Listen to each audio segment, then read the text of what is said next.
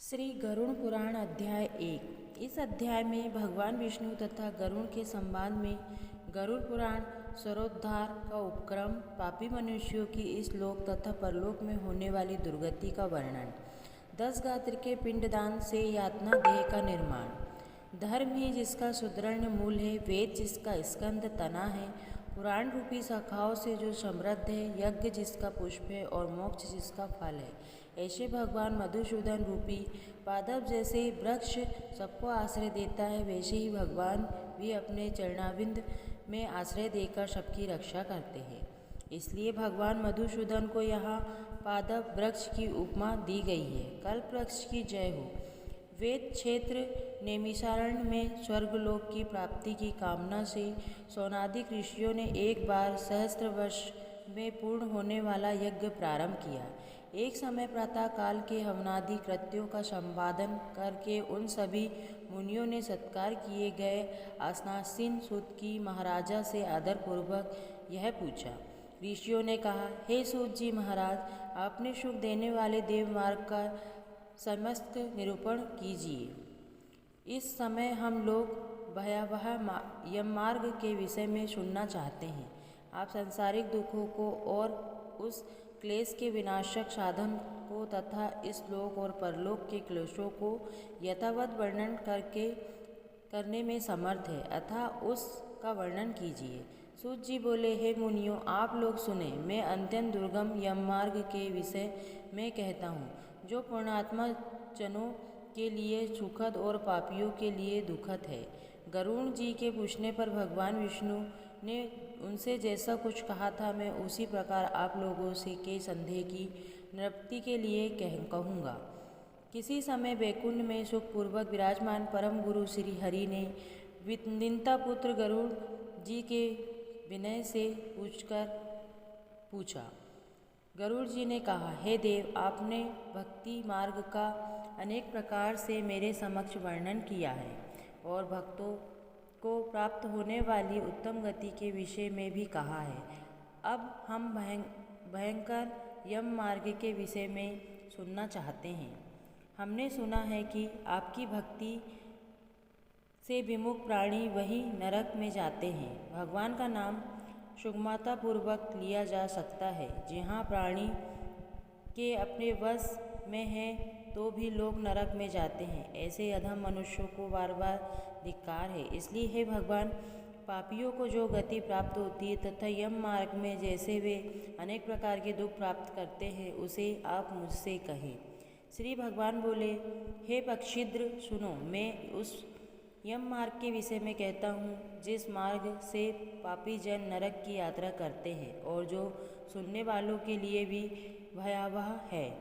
हे तथाक्ष, जो प्राणी सदा पाप परायण हैं, दया और धर्म से रहित है, जो दुष्ट लोगों की संगति में रहते हैं, सत शास्त्र और सतगति से विमुख है, जो अपने को स्वयं प्रतिष्ठित मानते हैं, अहंकारी हैं तथा धन और मान के मत से चूर है, आसुरी शक्ति को प्राप्त है तथा देवी संपत्ति से रहित है, जिनका चित्त अनेक विषयों में आसक्त होने से भ्रांत है, जो मोह के जाल में फंसे हैं और जो कामनाओं के भोग में ही लगे हैं, ऐसे व्यक्ति अपवित्र नरक में गिरते हैं। जो लोग ज्ञानशील हैं वे परम गति को प्राप्त होते हैं।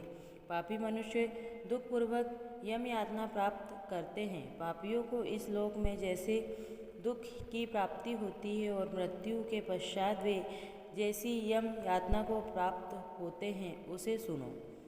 यथोपर्जित पुण्य और पाप के फलों को पूर्व में भोग कर कर्म के संबंध से उसे कोई शारीरिक रोग हो जाता है, आदि मानसिक रोग और व्याधि शारीरिक रोग से युक्त तथा जीवन धारण करने की आशा से उत्कष्टित उस व्यक्ति की जानकारी के बिना ही सर्प की भांति बलवान काल उसके समीप आ पहुँचता है। उस मृत्यु की प्राप्ति की स्थिति में भी उसे वैराग्य नहीं होता। उसने जिनका भरण पोषण किया था, उन्हीं के द्वारा उसका भरण पोषण होता है। वृद्ध अवस्था के कारण विकृत रूप वाला और मरणाभिमुख वह व्यक्ति घर में अपमानवतापूर्वक दी हुई वस्तुओं को कुत्ते की भांति खाता हुआ जीवन व्यतीत करता है। वह रोगी हो जाता है, उसे मंदाग्नि हो जाती है और उसका आहार तथा उसकी सभी चेष्टाएं कम हो जाती है।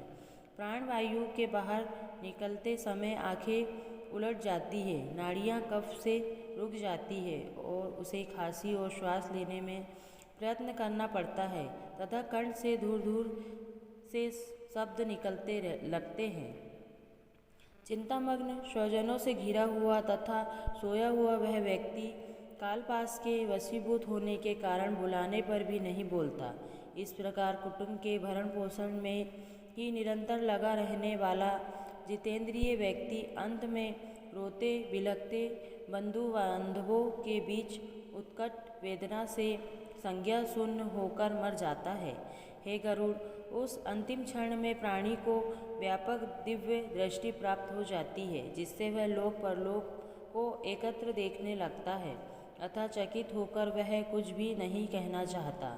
यमदूतों के समीप आने पर भी सभी इंद्रियां विकल हो जाती है, चेतना जड़ीभूत हो जाती है और प्राण चलायमान हो जाते हैं।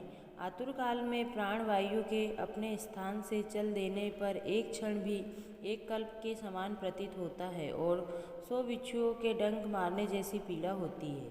वैसी पीड़ा का उस समय उसे अनुभव होने लगता है। वह मरणासन व्यक्ति फैन उगलने लगता है और उसका मुख लार से भर जाता है। पापी जनों के प्राण वायु अधोद्वार गुदा मार्ग से निकलते हैं। उस समय दोनों हाथों में पास और दंड धारण किए नग्न दांतों को कटकटाते हुए क्रोधपूर्ण नेत्र वाले यम के 2 भयंकर दूत समीप में आते हैं। उनके केस ऊपर की ओर उठे होते हैं, वे कोए के समान काले होते हैं और टेढ़े मुख वाले होते हैं तथा उनके नख आयुध की भांति होते हैं। उन्हें देखकर भयभीत हृदय वाला वह मरणासन प्राणी मल मूत्र का विसर्जन करने लगता है।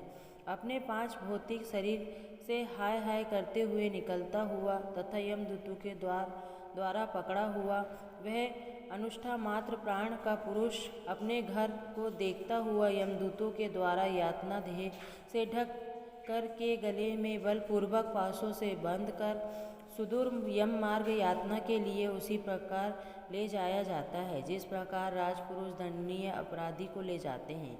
इस प्रकार ले जाए जाते हुए उस जीव को यम के दूत तर्जना कर के डराते हैं और नरकों के तीव्र भय का पुनः पुनः वर्णन करते हैं, सुनाते हैं। यमदूत कहते हैं, रे दुष्ट, शीघ्र चल, तुम यमलोक जाओगे। आज तुम्हें हम सब कुंभीपाक आदि नरकों में शीघ्र ही ले जाएंगे। इस प्रकार यमदूतों की वाणी तथा बंधु बांधवों का रुदन सुनता हुआ वह जीव जोर से हाहाकार करके विलाप करता है और यमदूतों के द्वारा प्रताड़ित किया जाता है। यमदूतों की तर्जनाओं से उसका हृदय विदीर्ण हो जाता है, वह कांपने लगता है। रास्ते में कुत्ते काटते हैं और अपने पापों का स्मरण करता हुआ वह पीड़ित जीव यम मार्ग में चलता है। भूख और प्यास से पीड़ित होकर सूर्य दवाग्नि एवं वायु के झोंकों से संतृप्त होते हुए और यमदूतों के द्वारा पीठ पर कोड़े से पीटे जाते हुए उस जीव को तपी हुई बालुका से पूर्ण तथा विश्राम रहित और जल रहित मार्ग पर असमर्थ होते हुए भी बड़ी कठिनाई से चलना पड़ता है। थककर वह जगह जगह गिरता और मूर्छित होता हुआ वह पुनः उठकर पापी जनों की भांति अंधकारपूर्ण यमलोक में ले जाया जाता है। 2 अथवा 3 मुहूर्त में वह मनुष्य वहां पहुंचाया जाता है और यमदूत उसे घोर नरक यातनाओं को दिखाते हुए मूर्त यात्र में यम को और नारकीय यातनाओं के भय को देखकर वह व्यक्ति यम की आज्ञा से आकाश मार्ग से यमदूतों के साथ पुनः इस लोक मनुष्य लोक से चला जाता है। मनुष्य लोक में आकर अबाधी वासना से बद्ध वह जीव देह में प्रविष्ट होने की इच्छा रखता है, किंतु यमदूतों द्वारा पकड़कर पास में बांध दिए जाने से भूख और प्यास से अत्यंत पीड़ित होकर रोता है। हे तथाक्ष, वह पातकी प्राणी पुत्रों से दिए हुए पिंड तथा आतुर काल में दिए हुए दान को प्राप्त करता है तो भी उस नासिक को तृप्ति नहीं होती। पुत्रादि के द्वारा पापियों के उद्देश्य से किए गए श्राद्ध दान तथा जलांजलि उनके पास ठहरती नहीं, अतः पिंडदान का भोग करने पर भी वे क्षुधा से व्याकुल होकर यम मार्ग में जाते हैं। जिनका पिंडदान नहीं होता वे प्रेत रूप में होकर कल्प पर्यंत निर्जन वन में दुखी होकर भ्रमण करते रहते हैं। सैकड़ों करोड़ों कल्प बीत जाने पर भी बिना भोग किए कर्म फल का नाश नहीं होता, और जब तक वह पापी जीव यातनाओं का भोग नहीं कर लेता तब तक उसे मनुष्य शरीर भी प्राप्त नहीं होता। हे पक्षी, इसलिए पुत्र को चाहिए कि वह 10 दिनों तक प्रतिदिन पिंडदान करे। हे पक्षी श्रेष्ठ, वे पिंड प्रतिदिन 4 भागों में विभक्त होते हैं। उनके 2 भाग तो प्रेत के देह के पंचभूतों की पुष्टि के लिए होते हैं, तीसरा भाग यमदूतों को प्राप्त होता है और चौथे भाग से उस जीव को आहार प्राप्त होता है।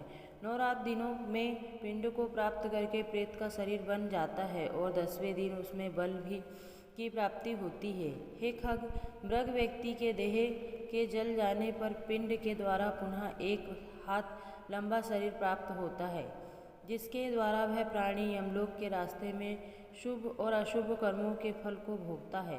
पहले दिन जो पिंड दिया जाता है उससे उसका सिर बनता है, दूसरे दिन के पिंड से ग्रीवा, गर्दन और स्कंद, कंधे तथा तीसरे पिंड से हृदय बनता है, चौथे पिंड से षष्ठ भाग पीठ, 5वें से नाभि, छठे तथा 7वें पिंड से क्रमशः कटी, कमर और गुहांग उत्पन्न होते हैं, 8वें पिंड से उरु, जांघें और 9वें पिंड से जनु, घुटने तथा पैर बनते हैं।